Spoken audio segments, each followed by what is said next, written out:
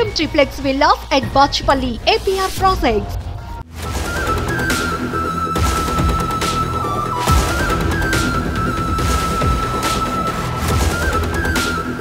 కృష్ణా జిల్లా గన్నవరం మండలం వీరప్పనేనిగూడెంలో దారుణం చోటు చేసుకుంది. మైనర్ బాలికపై 8 మంది నిందితులు అత్యాచారం చేసిన ఘటన ఆలస్యంగా వెలుగు చూసింది.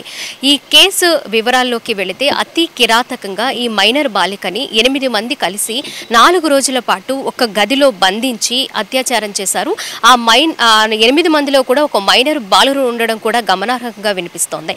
మరి ఆ మైనర్ బాలుడు ఎవరైతే ఉన్నారో అతను 3 రోజుల పాటు అత్యాచారంలో పాల్గొని 4వ రోజు తన ఎగ్జామ్ 10th క్లాస్ ఎగ్జామ్ రాయడానికి కూడా ఎర్లీ మార్నింగ్ బయలుదేరి వాళ్ళ ఊరు వచ్చి మళ్ళీ అక్కడ ఎగ్జామ్ కంప్లీట్ చేసుకొని మళ్ళీ తిరిగి ఎక్కడైతే ఆ మైనర్ బాలికని బంధించి అత్యాచారం చేశారో అక్కడికి వెళ్ళి మళ్ళీ 8 మంది కూడా అత్యాచారం చేసినట్లుగా మనకి సమాచారం అందుతుంది. అంటే 4 రోజుల పాటు ఒక రోజు కాదు 2 రోజులు కాదు 14 ఏళ్ల బాలికని అతి కిరాతకంగా అతి దారుణంగా ఈ 8 మంది నిందితులు కూడా అత్యాచారం చేశారు అనే విషయాన్ని ఆలస్యంగా వెలుగు చూడడంపై అటు కుటుంబ సభ్యులు కావచ్చు, గ్రామస్తులు కావచ్చు, అలాగే యావత్ రాష్ట్రం అంతా కూడా ఉలిక్కి పడుతున్న పరిస్థితి ప్రస్తుతం కనిపిస్తూ ఉంది.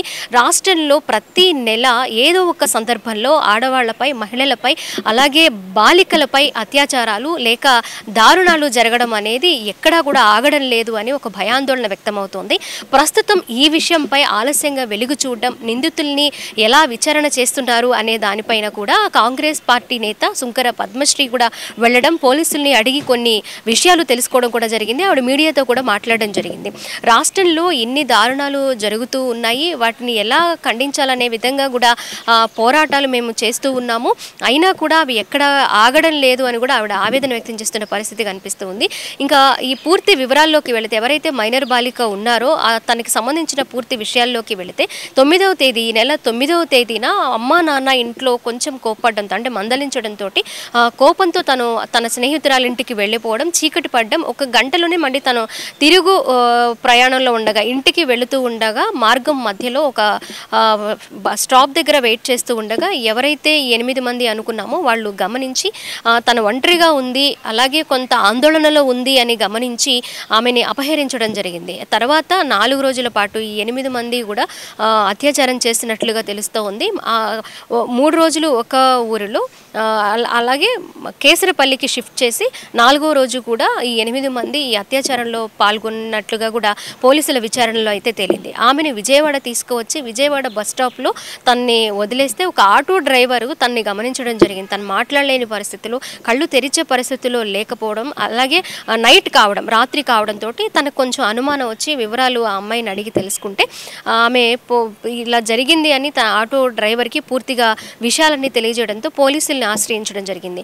3 రోజులు తన కూతురు కనిపించడం లేదని దగ్గరలో ఉన్న పోలీస్ స్టేషన్లో వాళ్ళ పేరెంట్స్ కంప్లైంట్ ఇవ్వడము, అలాగే ఇక్కడ విజయవాడ పోలీస్ స్టేషన్లో కేసు ఫైల్ చేయడము, ఈ 2 విషయాలు ఒకే మహిళకి, ఒకే మైనర్కి సంబంధించింది, ఒకే అమ్మాయికి సంబంధించిందని పోలీసులు ఈ విచారణని వేగవంతం చేసిన పరిస్థితి అయితే ప్రస్తుతం కనిపిస్తుంది. ఎందుకు ఇది ఆలస్యంగా బయటకు వచ్చింది, ఎందుకు పోలీసులు పూర్తి వివరాలు బయటికి రానివ్వడం లేదు అనేది విషయానికి వస్తే అత్యాచారానికి పాల్పడిన వాళ్ళల్లో మైనర్ ఉండడము, అత్యాచారానికి గురైన బాలిక కూడా మైనర్ కావడంతో ఈ విషయాలు కొంత గోప్యంగా ఉంచుతున్నట్లుగా కూడా సమాచారం అందుతుంది. అయినప్పటికీ కూడా ఒక మైనర్ 14 ఏళ్ల బాలికపై అతి కిరాతకంగా 8 మంది ఇలా అత్యాచారానికి పాల్పడడం అతి కిరాతకమైన సంఘటనగా కూడా అందరూ చూస్తూ ఉన్నారు. దీనిపై ఖచ్చితంగా న్యాయం జరగాలి. హోంమంత్రి అనిత గారు కూడా స్పందించాలి. బాలికని ఏదైతే బాలిక ఉన్నారో తనని పరామర్శించాలి.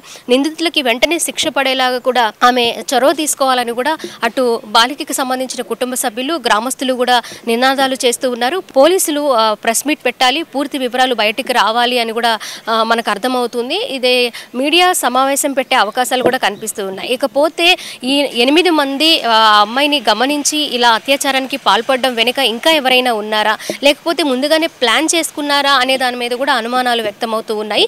ఎందుకంటే ఒక రోజు కాదు, 2 రోజులు కాదు, మొత్తంగా 4 రోజుల పాటు 8 మంది సామూహిక అత్యాచారం చేయడము, అలాగే ఇలాంటి ఘటనలకు పాల్పడితే ఎలాంటి శిక్షలు ఉంటాయి, ఎలాంటి చర్యలు తీసుకుంటున్నారు పోలీసులు కానివ్వండి, చట్టాలు కానివ్వండి ఎంత కఠినంగా ఉన్నాయని తెలిసి కూడా 8 మంది ఇలా సామూహిక అత్యాచారానికి పాల్పడడం అనేది చాలా దారుణంగా అయితే మనము ఆలోచించాలి. అంతేకాకుండా ఆ 8 మందిలో కొంతమంది గంజాయి తీసుకుంటూ ఉన్నారు. అలాగే వాళ్ళ మీద కొన్ని పోలీస్ స్టేషన్లో విజయవాడ అలాగే గన్నవరం కొన్ని ప్రాంతాల్లో పోలీస్ స్టేషన్లో కూడా వాళ్ళపై కేసు ఆల్రెడీ కంప్లైంట్స్ ఉన్నట్లుగా కూడా మనకు సమాచారం అందుతుంది.